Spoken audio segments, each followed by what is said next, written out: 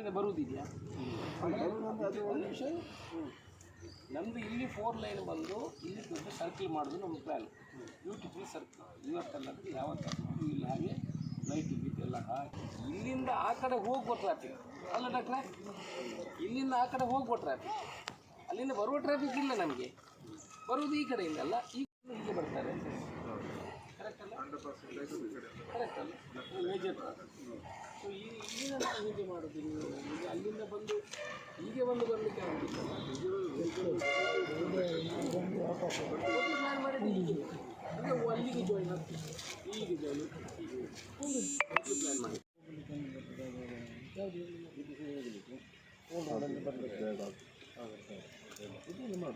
ಈಗ ಸ್ವಲ್ಪ ಆ ಕಡೆ ಅದು ಸ್ಟ್ರೈಟ್ ಲೈನ್ ಬರ್ತದೆ, ಮತ್ತೆ ಅಲ್ಲಿ ಗೌರ್ಮೆಂಟ್ ಲ್ಯಾಂಡ್ ಕೂಡ ಜಾಗ ಇದೆ. ನಮ್ಮ ಒಂದು ಪುತ್ತೂರು ಉಪ್ಪಿನಂಗಡಿ ರಸ್ತೆಗೆ ಇವಾಗಲೇ 10 ಕೋಟಿ ರೂಪಾಯಿಯ ಕಾಮಗಾರಿ ಕೊನೆ ಹಂತದಲ್ಲಿದೆ.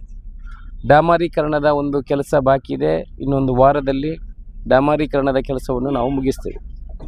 ಆನಂತರ ನಾವು ಮೊನ್ನೆ ಶಿಲಾನ್ಯಾಸ ಮಾಡಿದಂಥದ್ದು 20 ಕೋಟಿ ರೂಪಾಯಿಯ ಕಾಮಗಾರಿ.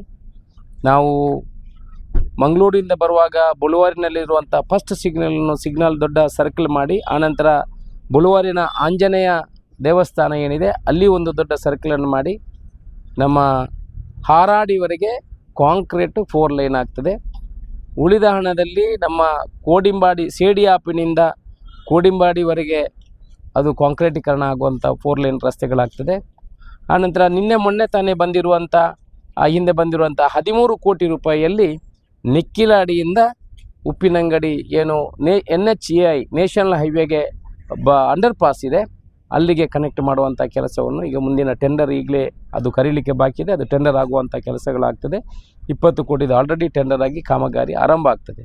ಮಧ್ಯದಲ್ಲಿ ಒಂದು 2.5 ಕೋಟಿಯಷ್ಟು ರೂಪಾಯಿಯ ಅನುದಾನಗಳು ಹೆಚ್ಚುವರಿ ಬೇಕಾಗ್ತದೆ. ಅಂದರೆ ಕೋಡಿಂಬಾಡಿಯಲ್ಲಿ ಒಂದು ದೊಡ್ಡ ಬ್ರಿಡ್ಜ್ ಇರೋದ್ರಿಂದ, ಒಂದು ತೋಡು ಇರುವುದರಿಂದ ಅದಕ್ಕೆ ಒಂದು 2.5 ಕೋಟಿ ರೂಪಾಯಿ ಅನುದಾನ ಬೇಕಾಗ್ತದೆ. ಅದನ್ನು ತರುವಂಥ ಕೆಲಸ ಮುಂದಿನ ದಿವಸದಲ್ಲಿ ಮಾಡ್ತೀವಿ.